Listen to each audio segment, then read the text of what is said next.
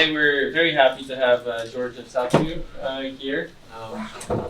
Professor Efstathiou is a professor emeritus at Cambridge University. Before that, he was at Oxford. He was the first director of the Kavli Institute for Cosmology there. And he has won basically every prize in cosmology that I know, so I can't remember all of them. But he won those prizes for his many scientific contributions. He's done seminal work on numerical simulations of how dark matter clumps on small scales. He's had seminal contributions on how matter clumps on very large scales analytically, and not just predictions, but he's also been on the data analysis side, in particular on the Planck spacecraft that mapped out the cosmic microwave background so exquisitely. So it's thanks in part to his efforts that cosmology is now a precision science, and with many successes. So we know about the initial conditions of the universe thanks to these types of observatories, as well as the evolution of the universe throughout time, production of particles in the early universe, not just baryons and photons, but also neutrinos, dark matter, some bounds on gravitons, etc. But with the many successes, and as the error bars shrink, some tensions or tantalizing tensions have appeared. And George will tell you about how tantalized you should feel about one of those. So, take it away. So, thanks very much for the invitation and for the kind introduction. Now, when I was asked to provide an abstract and a tag, I thought that I would basically update a talk that I gave at a meeting at the Royal Society on challenges to the Lambda CDM Cosmology, and just update it.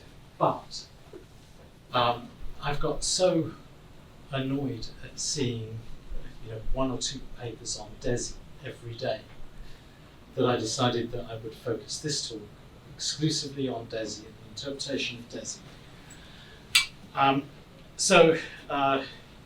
So this is the equation of state of dark energy, and the curves here show the family of models, the evolution of W, that run along the degeneracy direction allowed by DESI. And when I saw this in the first set of DESI papers, to me that was a big rat. Okay, and the talk is centered around the rat and why it is a rat. So everybody's familiar with the wonderful agreement between the Lambda CDM Cosmology, the simple 6-parameter Lambda CDM Cosmology, and the data from Planck. There's now wonderful data from ACT and SPT, some of which I'll reuse later in the talk. So that's the agreement between the power spectrum measured by Planck and the 6-parameter model with the residuals shown at the bottom. This is actually a post-Planck reanalysis where I tried to push the data harder. And what happened was that these residuals got small. In other words, you push the data harder, extract more information from the data, and it locked on to the Lambda CDM cosmology even more accurate than the stuff that's in the final set of Planck papers. So the model is a really good description of what we see, and the agreement extends to polarization properties, the lensing properties of the CMB, and to many other data sets. So it's not surprising that a lot of work is now directed at challenges to the Lambda CDM cosmology.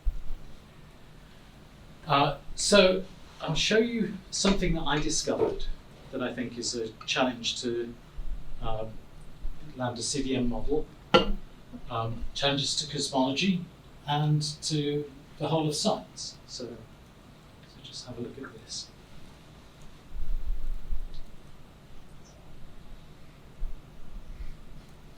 Okay, now what that means, I don't know.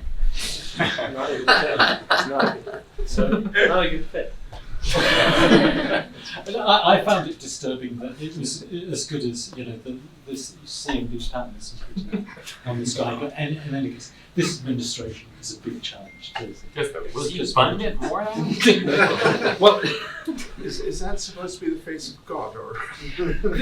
I'm not really interpreting. I'm just pointing it out as an observation. Okay, so anyway, It's the You made the power right spectrum. choice. It's renamed it Trump. After Trump. Okay, so now the serious part.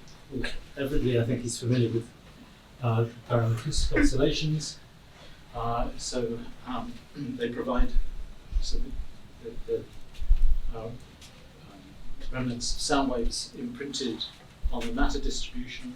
Then you can use galaxies, quasars as traces of the matter distribution, and measure two geometrical distances.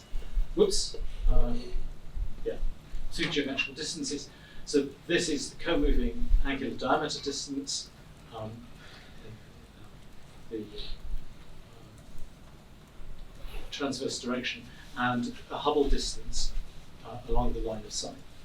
So you measure these parameters with different choices of samples of galaxies and quasars as a function of redshift, and then use then you have a geometrical probe of the background expansion rate, and then you can test cosmology. So here's what the DESI team have published. So this is the parameterization of W as a function of redshift in terms of two parameters, W and WA. And here are the constraints. So DESI plus the CNV, and the dotted lines, then with various combinations of different supernova surveys, Pantheon plus, blue, Union 3, which is the same, more or less the same data as that goes into Pantheon plus, but analysed in a Bayesian way, and then the DES 5-year supernova sample.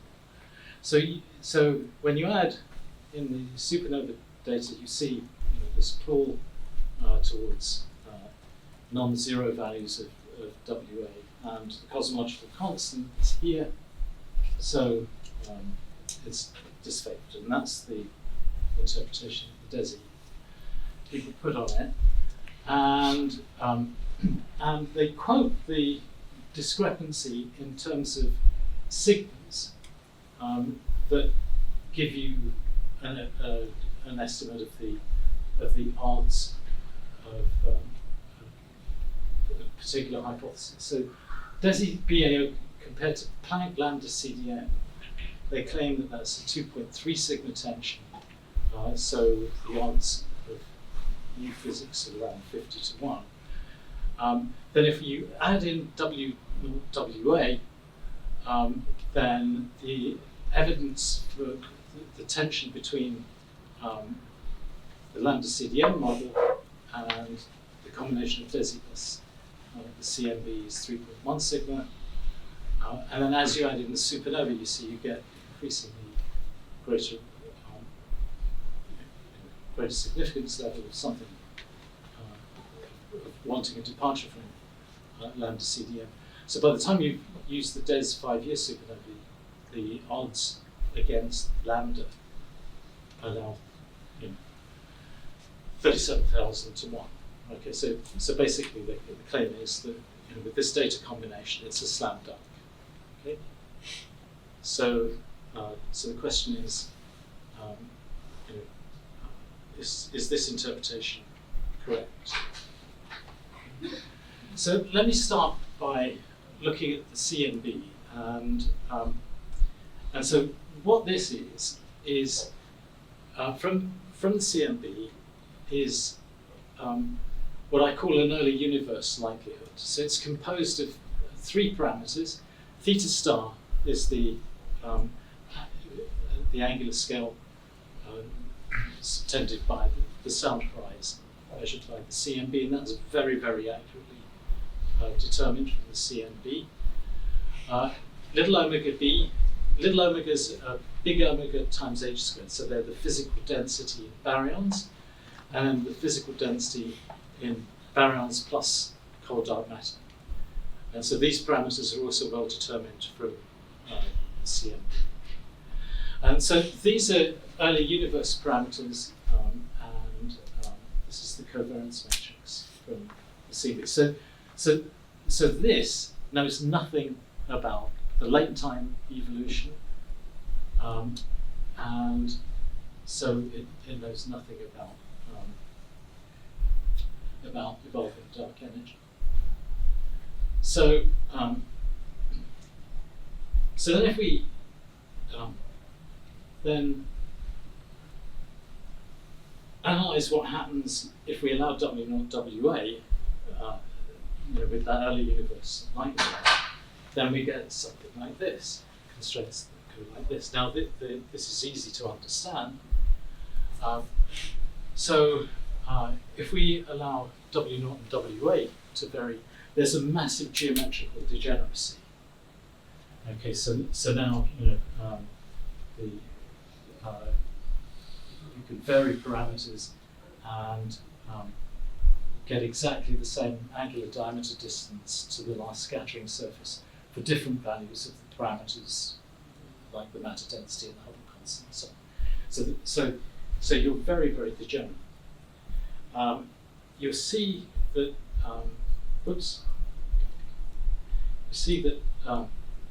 So this is the degeneracy direction. Lie along this line, you have the same angular diameter distance to the last scattering surface. Omega matter h squared is well determined from the CMB, and so if we look at, so what I've shown here are samples color coded by the matter density. We see that they're stratified, so low matter densities lie along here, high matter densities lie along here, and because omega mh squared is precisely fixed, the correlation with the Hubble constant is the other way around. Okay, so you get low values of the Hubble constant over here, high values of the Hubble constant on this side. The offset, here's the cosmological constant. The offset here is simply a consequence of the choices of priors in running these chains. So there's no physical significance to the fact that this is displaced downwards. This degeneracy direction I'll show in a second. So that's what you get from CMB, and that knows nothing about dynamic dark energy. So it just illustrates that because of the geometrical degeneracy, the CMB is not a very good probe of dynamical dark energy. You have to combine CMB anisotropies with something else to infer dynamical dark energy.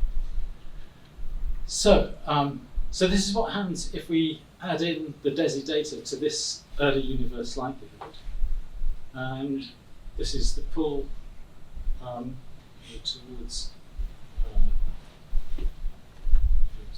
towards evolving models, but it's not very statistically significant. So a couple of interesting things.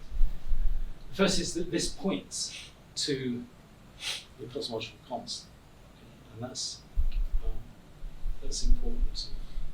What will follow later. And the green line is the degeneracy direction of this combination. Okay, so what happens now if instead of using an early universe likelihood, we use the full Planck likelihood? In fact, what I've done here is I've used Planck plus ACT. So Planck alone, whoops, I keep messing this up. So blue is Planck, then I've shown different combinations of Planck plus ACT plus DESI, Planck plus ACT plus DESI plus lensing from ACT. So the full Planck likelihood moves a little further away from the cosmological constant. And the reason for that is because there's a low multipole deficit.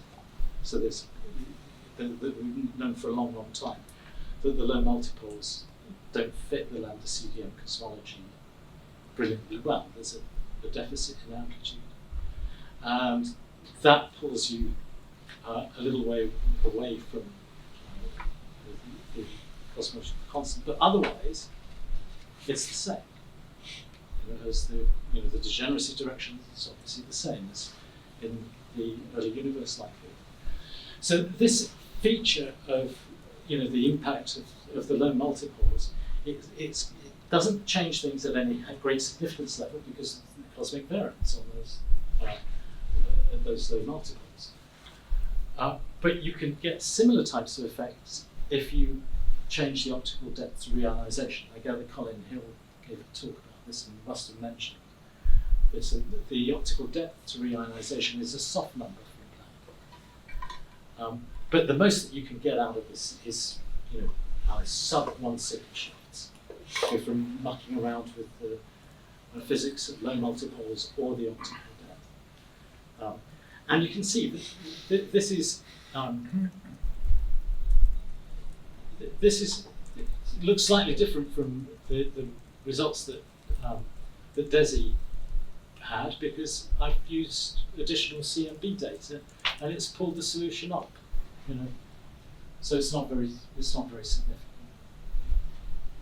All right, so the CMB is not a good discriminator of evolving dark energy.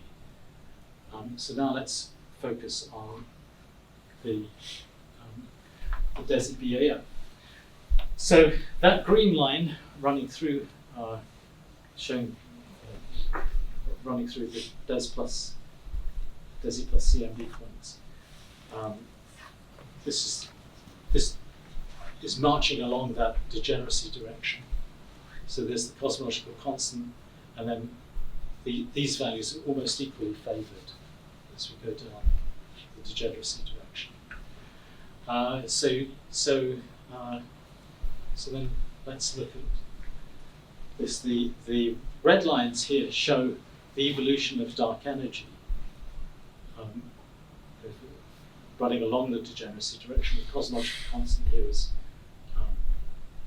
constant, and the blue shows the derivative. Okay? And the significance of that is that the null energy condition requires that derivative be positive, and you can see that that it's negative. So this region shows phantom-like behavior, where you're violating the null energy condition. So, of the many, many papers that have been written about DESI, some of them involve the interpretation of this phantom-like behavior, and so what you can do is, you see the DESI data is not very sensitive at high redshifts. So you can relieve tensions, at the sort of 1 or 1.5 sigma level by having a scalar field that shows this type of behavior here, but stays, that doesn't violate the null energy condition. The derivative is positive at high redshift. So you can make a model like that, and it'll give you a better fit than the Lambda CDM. Or what you can do is you can play about with interacting scalar fields and get some sort of phantom-like behavior for a short while. So you can play with models and get some sort of phantom-like behavior here, say, for a short period of time. So that's one class of models. But I think, from the theoretical point of view, there are real difficulties with imagining that you have extended phantom-like behavior at a high redshift. Can I ask you a question about that? Yeah. Why does he choose this parameterization? Because it's commonly used. Okay, that's all. Okay. So these papers that I've mentioned about are actually saying that, well, you know, some of the interpretation of phantom-like behavior is a consequence of the parameterization. Okay, because we can make models that give you better fits. They're not brilliantly better fits because the most you can do fiddling around like this is, you know, I mean, the effect is not very. The evidence for dynamic dark energy is not very great as it is. Okay, and then you can fiddle around and turn the 2.5 sigma result into a 1.5 sigma result without the null energy condition. So that's the one class of paper challenging the parameterization. That's not of importance for what I want to do. In fact, you know, sorry, jumping the gun. If we go to the evolution of the equation of state, if you do a reconstruction of the equation of state, perhaps from the data, so you just say, let's reconstruct WZ, then what you find is that the constraints are very poor here because you don't have much volume in DESI. The constraints are poor at high redshift because it's difficult to measure accurately equation of state parameter at high redshift because the dark energy component is small relative to the dark matter component.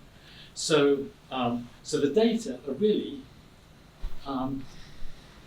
pinning down the equation of state here, which is just where these lines cross. And that's important.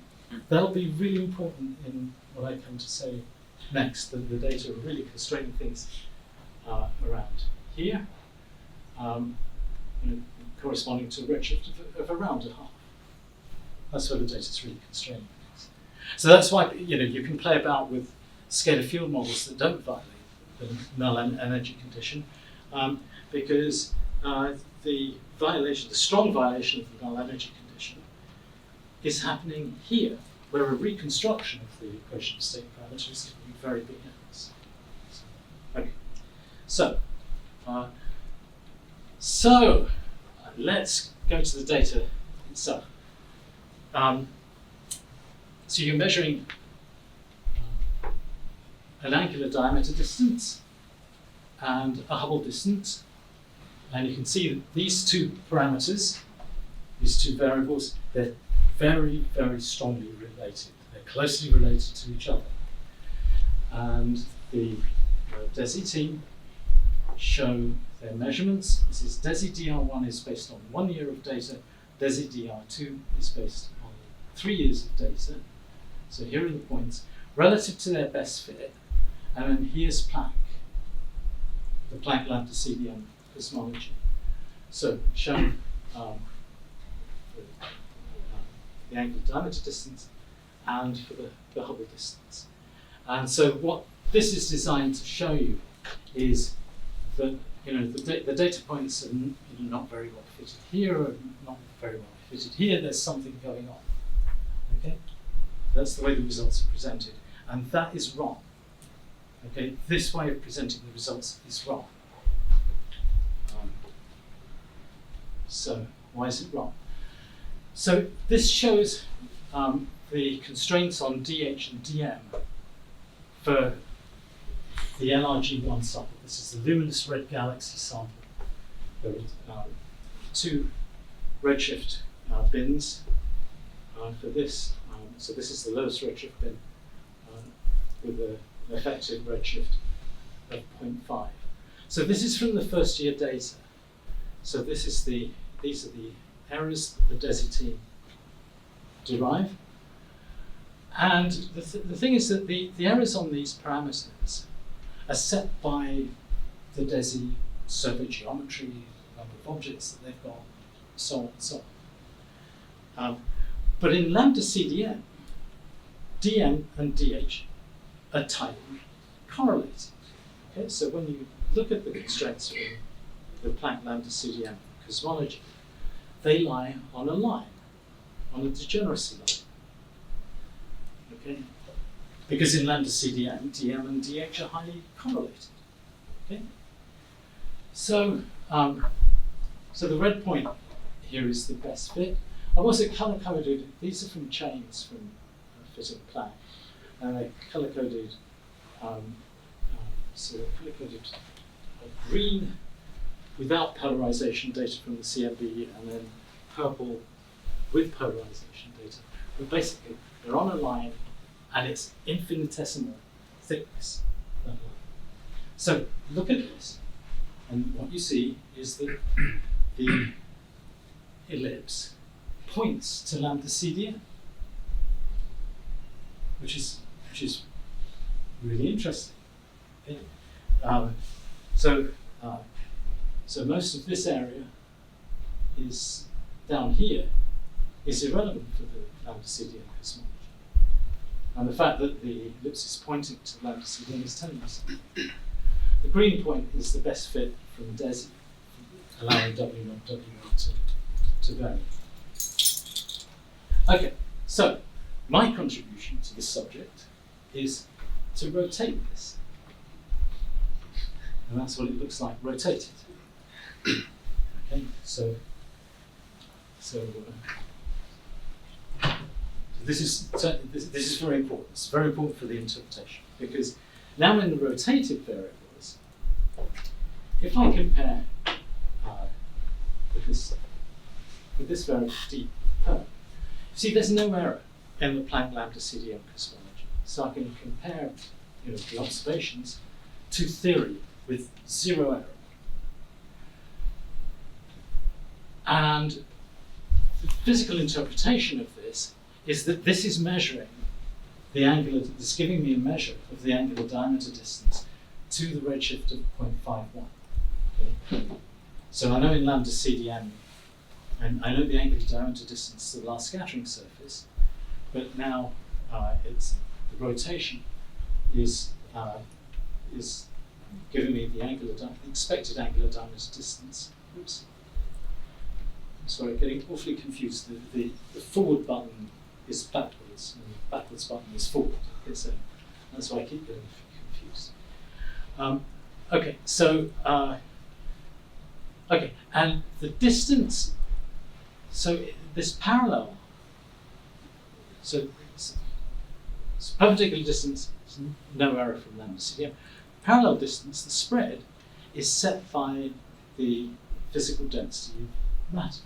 So little omega n. And when I did this, I wasn't making a distinction between omega m h squared and omega bc h squared, because I've never had to worry about the 0.006 contribution to little omega m coming from neutrinos before. But we got to the point where you do have to worry about that small contribution. Okay, so so I can now compare the data in these two variables, and they have different physical interpretation. One is a measurement of geometry, the other one is a measurement of the matter density. Okay, so that's what they got from DR1. And you can see this point here is sitting a bit off. Okay, so it's about 2.5 sigma away. Okay, so what happened with 3 years data? Got to get the right button now. There. So 3 years data, the ellipse shrinks. It still points towards Lambda CDM, and now Lambda CDM is absolutely perfectly fine. Okay? So then here is the LRG2 sample. So slightly higher redshift of 0.706. That's the 2024, the DR1 data, and then that's what happens with 3 years data. So you see, this perpendicular distance is completely compatible. Okay, and the this parallel distance, which is measuring the matter density, what this is telling you is that the DESI data want a slightly lower physical density of matter than Planck, but there's still a lot of overlap because in that direction there's a spread in the Planck, in the values allowed by Planck cosmology. Okay, so here's why I said that their way of presenting DM and DH separately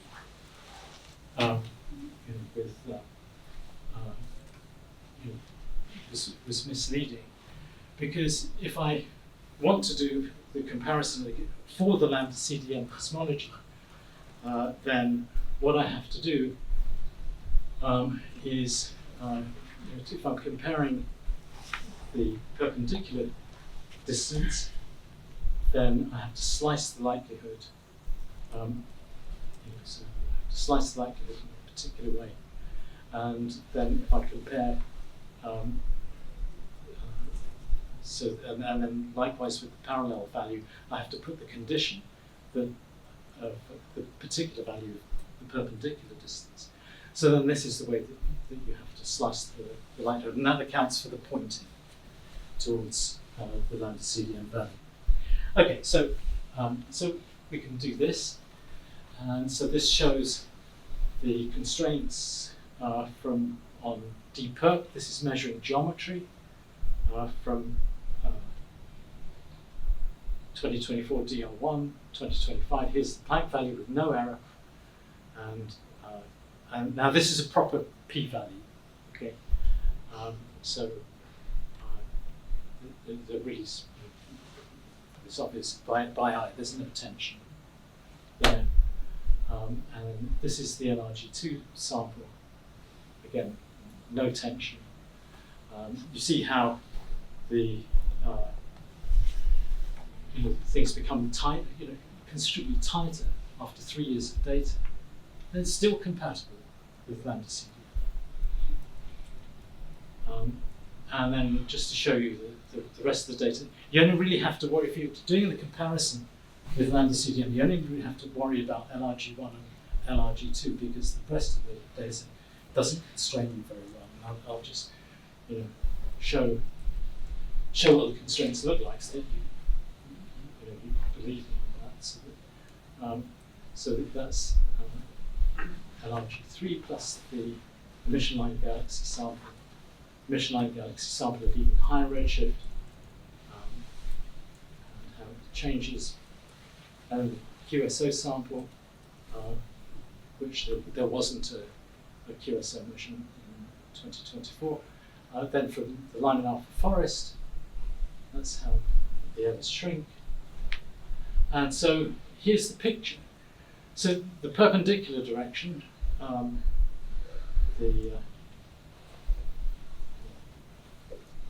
so this is what you get from DR1, this is what you get from DR2, and there's just no evidence for anything here. Okay? And that's a very, very precise measurement, because there's no error from Planck. Okay? So what this is saying is that at each of these redshift slices, each of these redshift bands, the angular diameter distance measured from DESI is matching the angular diameter distance of Lambda CDM, fixed at the Planck value of the last scattering surface. Okay. So anything that you do with evolving dark energy has to maintain that angular diameter distance, which is why you get the degeneracy directions and the family of allowed WZ curves that I showed right at the beginning. So the okay, so now so that's the perpendicular distance. Now looking at the parallel distance, it's measuring omega matter. So here's LRG1. So Planck now is shown here in these slides in red, okay, because now there's an error on this measurement from Planck. And so I've put together a little movie to just show you how things vary.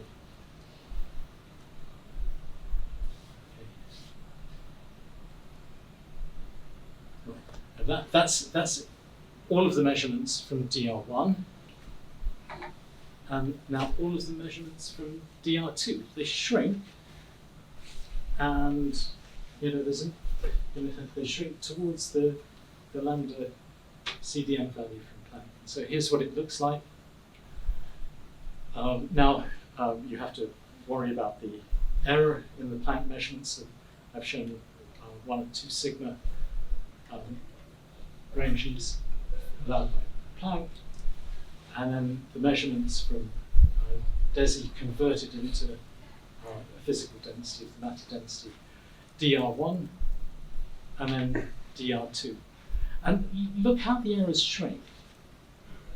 But they shrink, and they're compatible with Lambda CDM. So the only evidence for any discrepancy really is here, a relatively low significance level. And you'll notice that there isn't really a trend here. I mean, this point here on low redshift is higher, this one's higher. So this to me looks like a statistical fluctuation. And so here are some statistics from Planck best fit matter density is here. DESI DR1 gives this value, which is 1.9 sigma away from the Planck value. DESI DR2 gives a value that's 2.1 sigma, and it's actually dominated by this point. Okay, by one sigma point. With ACT and now SPT, this value is pretty secure. Okay, and so there isn't a problem with the CMB value. The fact that this value is a little low from DESI DR2 also counts for some funny results on neutrino masses. So we argue that there's a tension in neutrino masses because to have this compatible with this, there's not much room for allowing a large neutrino mass. Okay, but even that result is not at a high significance level.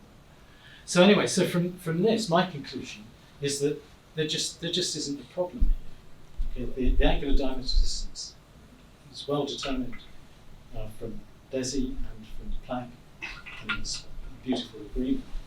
And there's a slight difference at not very high significance level in the value of omega matter. So if this interpretation is right, the next data release, this point should go up. Okay, that's my expectation.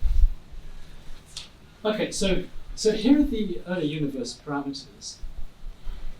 So when I started off with that simplified likelihood in terms of theta star, little omega BC and little omega B. So that was constructed with the blue. If we add ACT, then what we see is basically a slight shift here, but it's really when we add in DESI that you see a shift to lower values of omega BC, all compatible with each other. But basically what's happening is that tension between the matter density from DESI and Planck leads to a shift of these contours towards low values of omega BC. Okay, so what happens if you allow W0, WA to vary and you do the same thing? You get this. Now you don't see the shift. Okay, and you don't see the shift because if you allow W0, WA to vary, you introduce huge parameter degeneracies, and the DESI data just don't have much statistical power anymore. So they don't pull you away from the CMB values. So this shift is coming.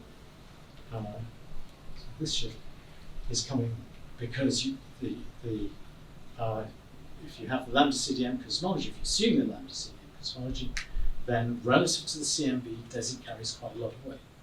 As soon as you allow W0 WA, you have parameter degeneracies, and then in these early universe parameters, you're dominated by Planck. Okay, so let's go back to this and let's look at this in a slightly different way. So what I'm going to do is I'm going to define, instead of using W0 WA, I'm going to define a new parameter, W pivot, which is the value of W at a redshift Z pivot. Okay? And then if I then choose W pivot to be -1, then I get this relation between W0 and WA. So for Z pivot, if I choose Z pivot to be 0.5, I get this family of curves. Okay? So obviously W is -1 at the pivot redshift of 0.5. That's the family that fits the DES plus CMB data. So then if I do a solution, okay, so there's the pivot redshift. If I then do a solution now, instead of W0 WA, I solve for W pivot and WA, then this is what I get. Okay, so what this is saying is that at the redshift at which DESI is most powerful, W pivot is consistent with -1. It's consistent with the cosmological constant. And then you have a spreading WA that marches you along that degeneracy direction, which is always maintaining the same angular diameter distance to the Lambda CDM. So let's just look at something else, because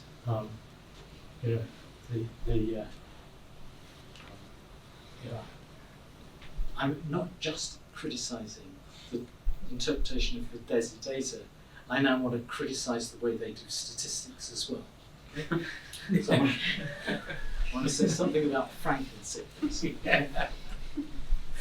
So what they do is, whenever they quote sigmas,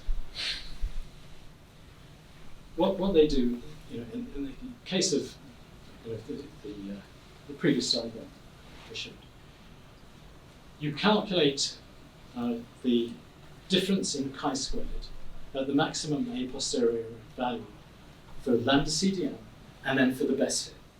Okay, so that's the delta chi-squared, and in the example that I showed,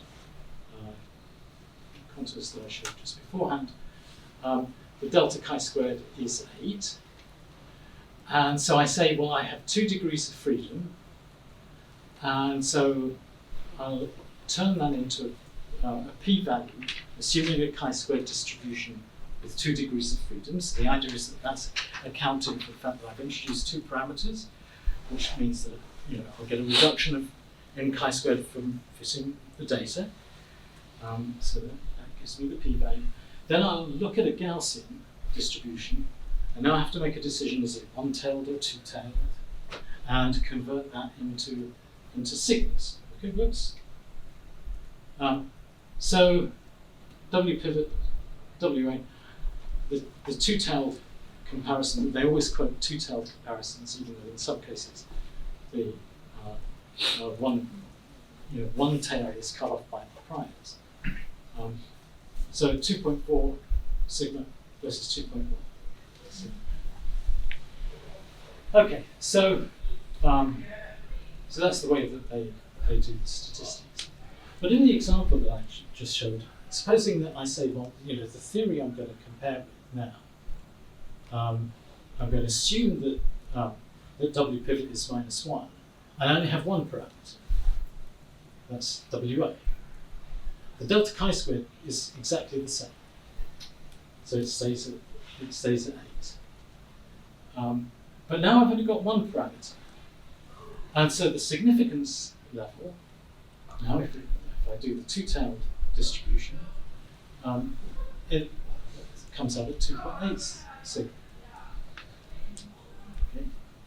So I can quote, in this case, I can quote anything from 2.8 sigma to 2.1 sigma. Okay. So the problem here is that what they're doing with this conversion of delta chi-squareds into p-values is in some way to try and give you some objective measure of odds of a hypothesis. Okay, and from my perspective, that is really an unrigorous statistical methodology, because we all know how to do statistics now, which is that to compare hypotheses, you need to compute the evidence based on the likelihood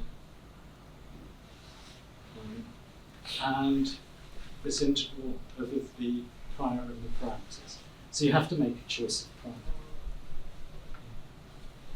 So you see, the previous discussion of sigmas,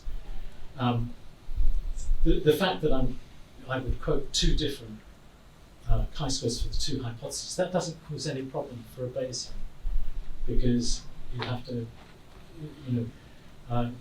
invoke your prior. Which of those? What are the priors of a model with one parameter versus two parameters?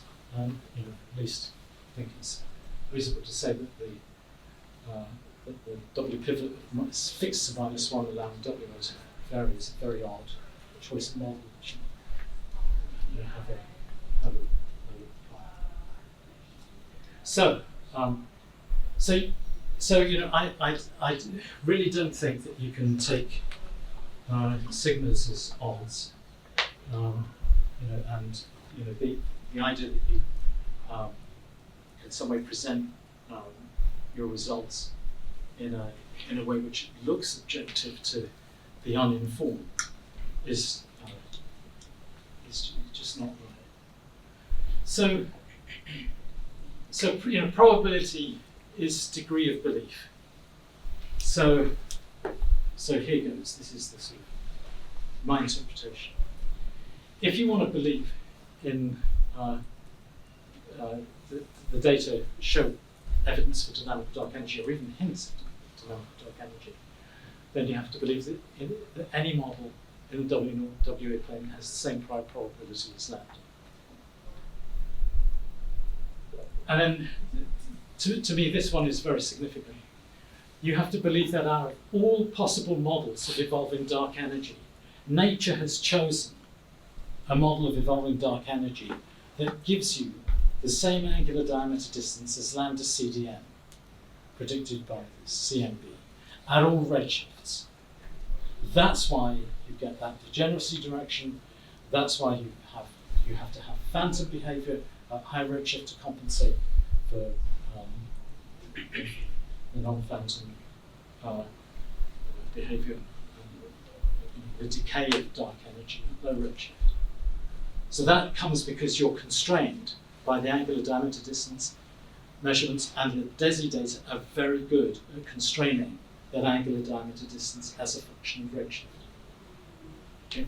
All the rotations are doing are compensating for the different redshift, and in the limit of high redshift, you don't have to rotate at all, because by then the measurement of DM is the same, more or less the same as the angular diameter distance to the last scattering surface. You have to believe that the sigmas that they quote mean something, and that the delta chi-squared maximum a posterior statistics that they quote accurately account for overfitting the data, and there's no rigorous statistical methodology that supports that. Okay? So then you have to disregard the fact, and this is where I had a big argument with the DESI people. The DESI data in DR2 is much more powerful than the DESI data in DR1, but it fits the Lambda CDM model better than DR1. So you get a big improvement in the data, and it's locking on to the Lambda CDM solution, particularly for the angular diameter distance measurements, which are well determined and for which the Planck cosmology has no error. Okay? Sorry, That's significant. I have to ask this. Like, Yeah. I don't understand this last point at all. Like, as an experimentalist, I do experiments all the time. Yeah. Where my first result is different from what I expect, and my second result is less different than I expect, but is still statistically improved. I don't understand why you would a priori expect that as you get substantial increase in statistical power, it should move in one direction or another. Like, No. I don't have that Wait, but expectation. I'm I'm just saying empirically that's what happens. it did, but like I don't think that disproves like that. Well, There's like the claim is that there's a problem with Lambda CDM, but the increased data is in better agreement with Lambda CDM than it was before. But the increased data is still, I think, according, again, I'm not a specialist, right? But it's still in tension, right? It's not, they're not ignoring the fact that the increased data now agrees with the model, are they? Well, it agrees better with Planck. Okay? Particularly the angular diameter distance. I mean, that's undeniable. Okay? So like, sorry, I just asked this like very baseline thing. Say I ask, am I going to take an action based on this, right? Like whether the error bars are getting smaller but still staying away from it, or whether the error bars are getting smaller and overlapping you better. The thing to do is continue taking data. Yeah. And like in 2 years, we'll know the answer to this question. Absolutely. And so that's what happens, and I've got a definite prediction. I mean, there is no discrepancy whatsoever in the angular diameter distance. There's a slight tension with the matter density coming from one redshift bin. And so if my interpretation is correct, you'll see that point go up. Right. Okay. So there's there's always the potential that with the data that the matter density that tension becomes stronger. In which case we will have a problem. But it seems unlikely. Based on the current data, there really isn't evidence of a significant problem.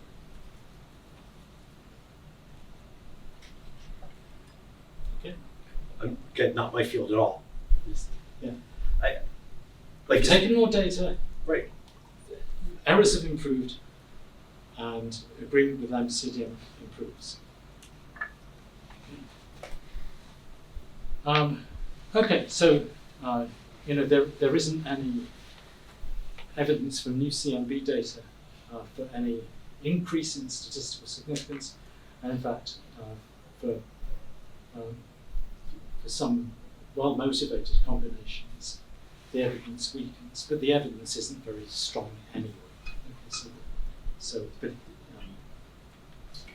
so let me finish. How much longer have I got? I've got 5 minutes, which is enough to destroy the supernova. So any, the 4.2 sigma, 37,000 to 1 odds came from combining with supernova data. So I just wanted to show you. This is showing the magnitude redshift relation residuals with respect to the Lambda CDM cosmology for the Pantheon Plus sample and for the DES 5-year supernova sample. And it's this sample that gives you the strong pull towards dynamic dark energy, which really does pull you towards dynamic dark energy. But here's what's happening. Oops, I keep doing this. So this is the bands show the errors coming from Planck, and the red points show the data points from Pantheon Plus, and averaged in little bins so we can actually see what's going So this is the best fit to the Lambda CDM cosmology, and it's really consistent with Planck. Then you allow W0, WA to vary. The delta chi-squared is 0, right? You allow W0, WA to vary, has no preference whatsoever for those parameters. That's what happens with Pantheon Plus. Here's what happens with DES 5-year. So you see that if you fix Lambda CDM, it wants a higher matter density. And if you allow W0, WA to vary, you get this dashed curve, which is the best fit. Delta chi-squared is 7, but the delta chi-squared relative to Lambda CDM cosmology is 12 for 2 additional parameters. That's quite high. And that's what's doing the damage. But look at this fit. Okay, you see it's doing this. The error bars here are small because there are a lot of DES 5-year supernovae. 1,800 supernovae that go into these measurements. Here, it's a small sample of supernovae, 200 supernovae, mostly from the Foundation survey, at low redshift, and the errors are bigger. But you can see that what's happened is that if you allow W0, WA to vary, you can fit this inflection point here. And that's going from the transition from the low redshift sample to the high redshift sample. And you get these solutions because the errors here are very small, much smaller than the errors here. So the question is, what does a mismatch in the photometry do?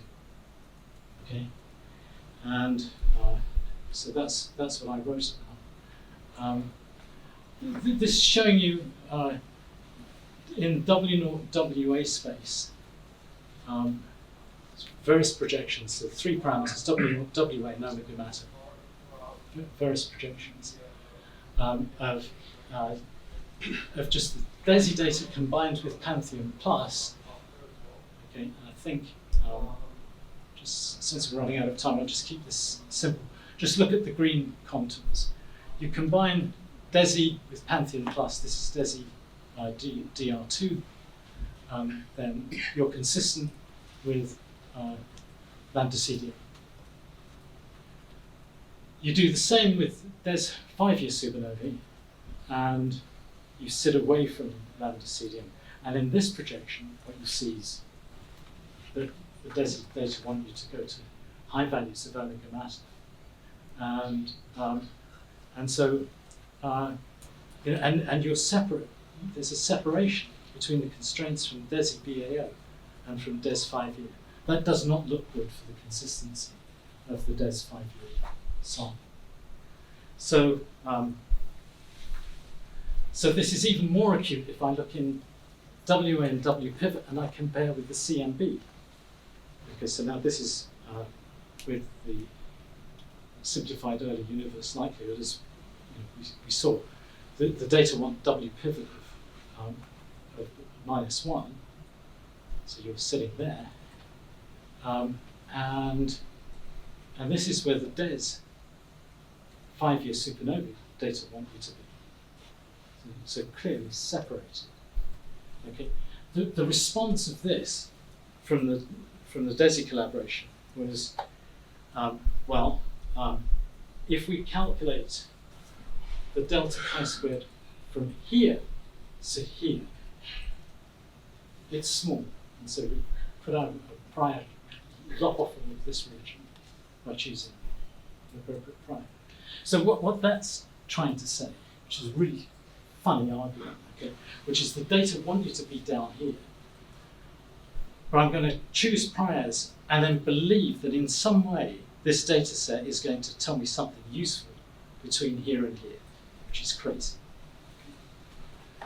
So statistically, the DES 5-year supernova sample, which is giving you these, this apparently 4.2 sigma evidence for volume dark energy, is incompatible with the other data sets that are used in this combination.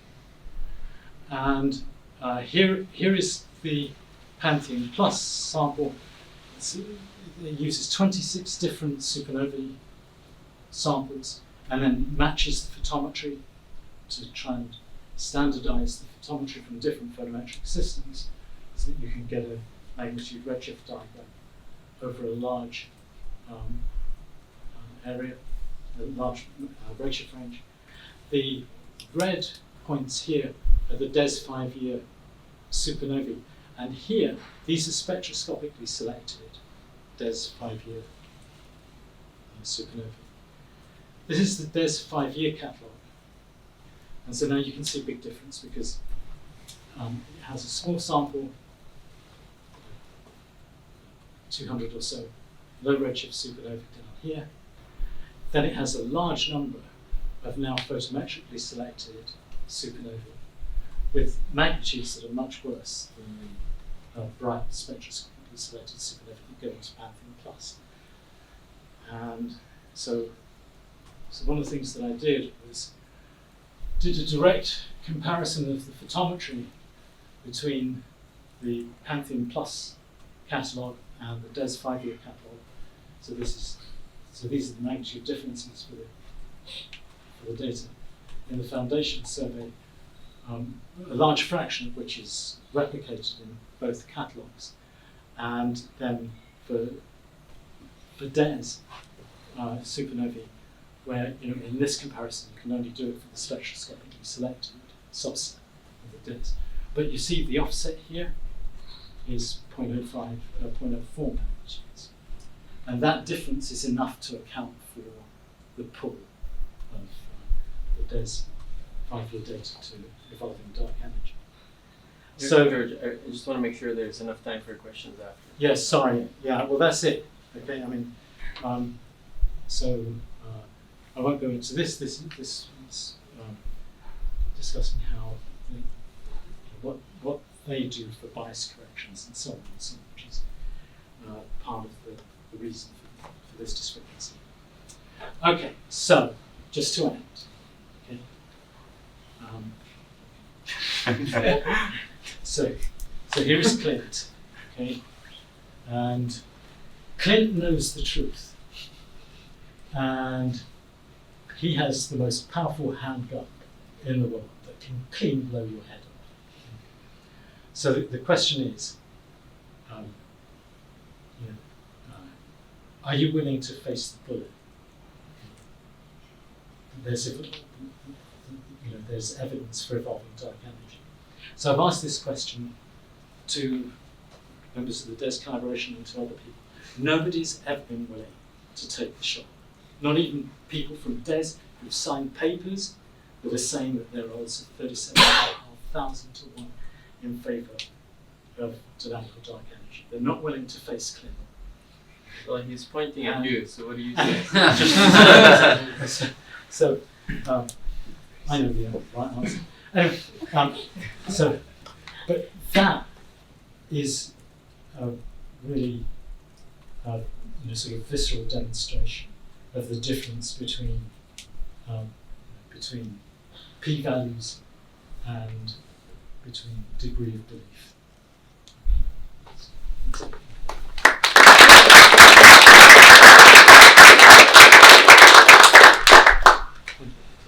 So a slightly less lethal version of that might be to offer some of them a bet. Have you guys tried that? Sure. What odds? 37,000. 37,000 to 1. I'd take that anyway. It would make your day. It would absolutely make my day. So what is the time scale for a new data set from DESI or from any other surveys? I mean, Well, I mean, so in this field, DESI will dominate because they have 5 years worth of data. So, one of the reasons that I'm sort of presenting this stuff in a kind of provocative way is because I've got a diagram somewhere. Here.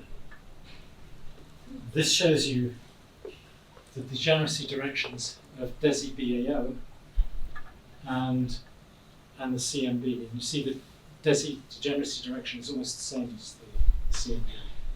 So the problem is they can get 5 years worth of data.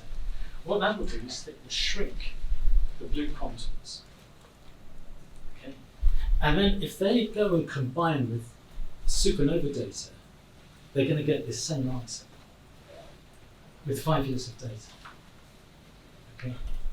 So it's very, very important that the community really are skeptical about the supernova data, and that the DESI people are skeptical about the supernova data. I would definitely, park the supernova combinations with supernovas someplace else, okay, and not try and make a big issue. Otherwise, they're going to just continue, interpreting things in this way. But for me, the most powerful argument against evolving dark energy from this data is the fact that the angular diameter distance is a function of redshift matches Lambda CDM.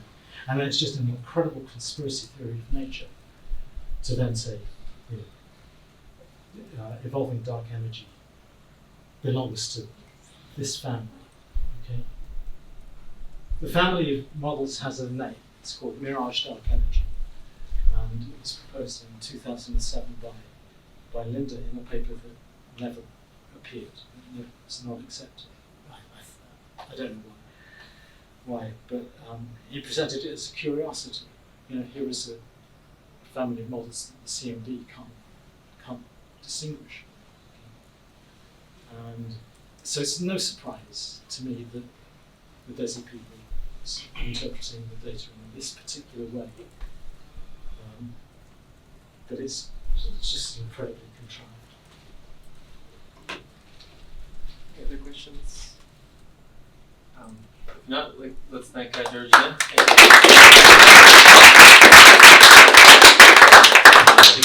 think there's refreshments.